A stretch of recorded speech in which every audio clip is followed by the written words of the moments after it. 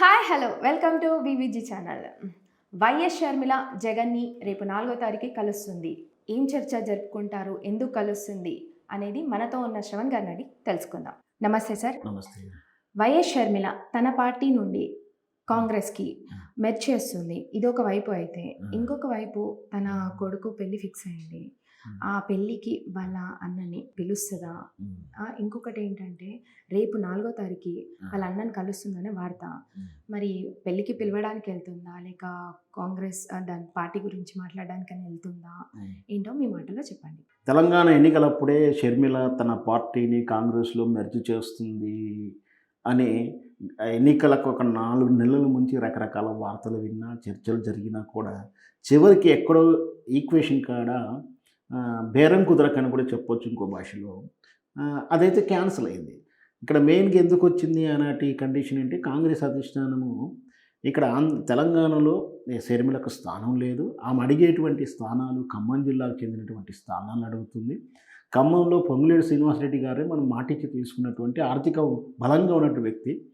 పైగా క్యాడర్ కూడా బలంగా ఉంది. షర్మిలకు క్యాడర్ లేదు, సానుభూతి ఓటు మాత్రమే ఉంది, క్యాడర్ లేదు. పటిష్టమైన నాయకునికి ఇంకొక నాయకురాలు సమవుజ్జి ఉన్నటువంటి నాయకురాలను ఒకే జిల్లాలో పెట్టేటే ఇక్కడ పొసగదు. ప్లస్ శ్రీనివాసరెడ్డి గారు కూడా ఒప్పుకోరు. కాబట్టి పార్టీ గెలిచే అవకాశం ఉన్న పార్టీని దెబ్బతీసుకునే ఇష్టం లేక, ప్లస్ కాంగ్రెస్ పార్టీ ఈమె జగన్మోహన్ రెడ్డికి ఆపోజిట్గా కాంగ్రెస్ పార్టీలోకి అక్కడ పోటీ చేయిస్తే కాంగ్రెస్ పార్టీ పునర్జీవనం వస్తుందని అప్పుడు వీళ్ళు కాంగ్రెస్ నుంచి డిమాండ్ చేస్తే, నేను ఆంధ్రప్రదేశ్ ఎన్నికల్లో జోక్యం చేసుకోను, నాకు ఆంధ్రప్రదేశ్ అక్కర్లేదు, తెలంగాణే కావాలని పట్టుపట్టి కూర్చున్నప్పటికీ వాళ్ళు మాత్రం ఇలాంటి ఒక్క మెట్టు కూడా దిగినట్టుంది. చివరికి మెర్జ్ అనే అంశాన్ని ఎగ్గొట్టేశారు. దాంతో తప్పని పరిస్థితులు మేము ఒంటరిగా పోటీ చేసే ప్రయత్నం చేసినా కూడా చివరికి మళ్ళీ రాజీ కుదిరి పోటీ నుంచి విరమించుకుంది. ఒక రకంగా మెర్జ్ చేసినట్టే చెప్పొచ్చు.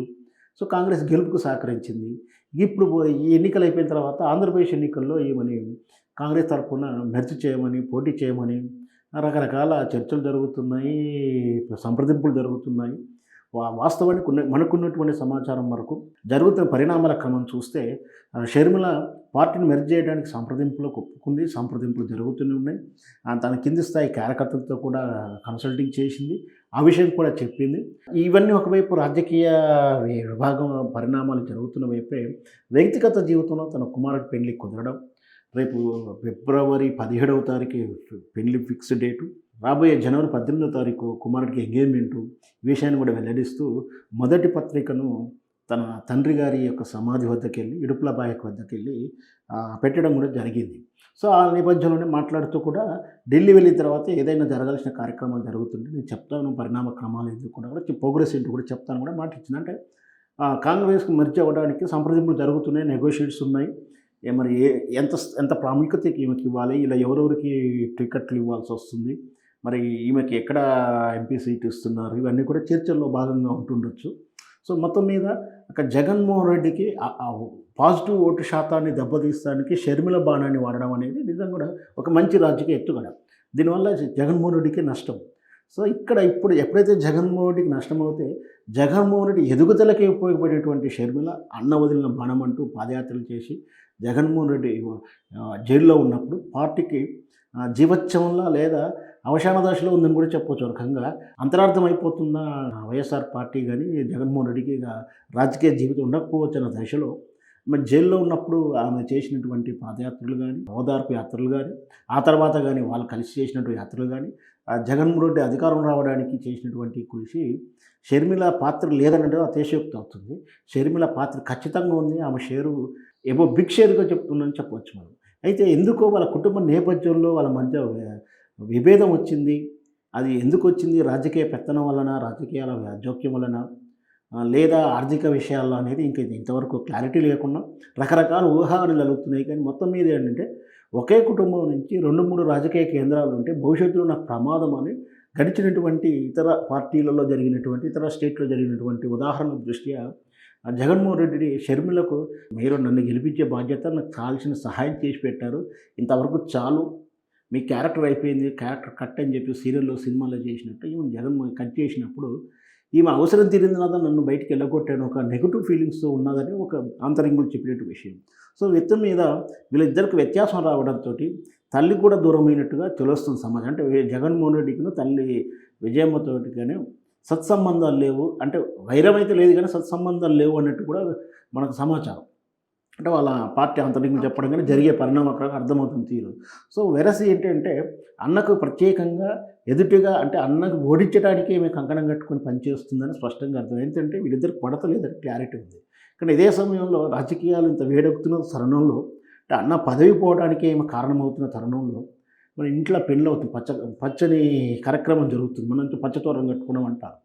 సో వాళ్ళు కృష్ణ అయినప్పటికీ సరే శుభకార్యం జరుగుతున్నప్పుడు మరి ఏకైక మేనమామ అవుతాడు. మరి మేనమామ పెళ్ళికి పిలుస్తుందా పిలవదా, పిలిస్తే వస్తాడా రాడా, పెళ్ళికి వస్తే కార్యకర్తల అభిమానాలు ఎట్లాంటి అర్థాన్ని ఇచ్చినట్టు అవుతుంది, తప్పుడు సందేశం ఇచ్చినట్టు అవుతుందా, అంటే వీళ్ళిద్దరూ ఒకటే కానీ మన ఇద్దరం అభిమానులు పార్టీ కార్యకర్తలు కొట్టుకోవాల్సి వస్తుందా, అంటే వీళ్ళిద్దరు కలిసి నాటకం ఆడుతున్నారు, ఇట్లాంటి అర్థాలు వస్తుంటాయి. కాబట్టి వెళ్ళాలా వద్దని వాళ్ళు ఆలోచిస్తుంటారు. ఈ నేపథ్యం అసలు నేను పిలుస్తుందా పిలవదని ఒక చర్చ కూడా జరిగింది. అయినప్పటికీ రాజకీయాలు కుటుంబ నేపథ్యం అంటూ ఆమె ముందుకెళ్ళి జగన్మోహన్ పిలుపు కోసం పిలుపు కోసం కాడివ్వడానికి తాడేపల్లికి వెళ్తున్నాడు సమాచారం. అక్కడ అపాయింట్మెంట్ కూడా తీసుకున్నట్టు కూడా మన సమాచారం ఉంది. సో వేరేసి వాళ్ళిద్దరు కలుస్తారు. కలిసిన తర్వాత మరి రాజకీయాలే మాట్లాడుకుంటారా, ఇంటికి సంబంధించిన వ్యక్తిగత ప్రేమాభిమానాలే పంచుకుంటారా? ఎందుకంటే ఎంత శత్రువైనా సరే, ఎంత విభేదాలు ఉన్నా ఇంట్లో మంచి కార్యక్రమం, పెద్ద ఫంక్షన్ జరుగుతున్నప్పుడు మనం గ్రామీణ వాతావరణంలో చూస్తాం. ఊర్లో కూడా ఎవరైనా సరే ఎవరింట్లో కార్యం అయితే ఒక మెట్టు దిగి వాళ్ళే పిలుపునిస్తారు. ఇలా పెద్ద మనిషితో పిలిచినప్పుడు ఎదుటి వ్యక్తి రాకపోతే వాళ్ళది తప్పు అవుతుందని. సో పగలు ప్రతీకారాలు పక్కకున్నా కూడా కక్షలు పక్కకున్నా ఒక శుభకార్యం జరుగుతున్నప్పుడు లేదా ఒక ఆపద సమయంలో తోడు ఉండాల్సిన బంధువులు ఉంటుందని మన సమాజం యొక్క సూత్రం. సో ఆ విధంగా జగన్మోహన్ వెళ్తాడా?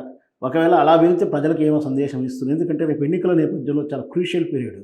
ఈసారి జగన్మోహన్ రెడ్డి గెలవాల్సిన పరిస్థితి. ఎందుకంటే చంద్రబాబు నాయుడిని రకరకాలుగా ఏ విధంగా ఓడగొట్టినా, తర్వాత కేసులు లేక ఇబ్బంది పెట్టినా రేపు పొరపాటున ఓడిపోతే మళ్ళీ అవి తిరిగి ఈయన ఫేస్ చేయాల్సి ఉంటుంది. ప్లస్ ఈయన సంక్షేమం బాగా చేశాను, తప్పని పరిస్థితుల్లో గెలుస్తారని నమ్మకం ఉంది. సో దానికి వాంటింగ్లో గెలిచే స్కోప్ కూడా ఉంది. అక్కడ సర్వే ప్రకారం అయితే ఘోరంగా ఓడిపోతారనైతే సర్వేలు చెప్పట్లేవు. సో అట్లాంటి విషయంలో దాని వ్యతిరేక ఫలితాలు రాకుండా చూసుకోవాల్సినటువంటి ఆలోచన అయితే ఖచ్చితంగా జగన్మోహన్ రెడ్డి చేస్తాడు. సో మరి రేపు ఏం కలుస్తారు, ఏం మాట్లాడతారని మనం అందరం విశ్లేషణ చేయాలి, అంచనా వేయగలుగుతాం. కానీ నిజంగా ఏం జరుగుతుంది, ఇట్లాగే జరుగుతుందని చెప్పలేము.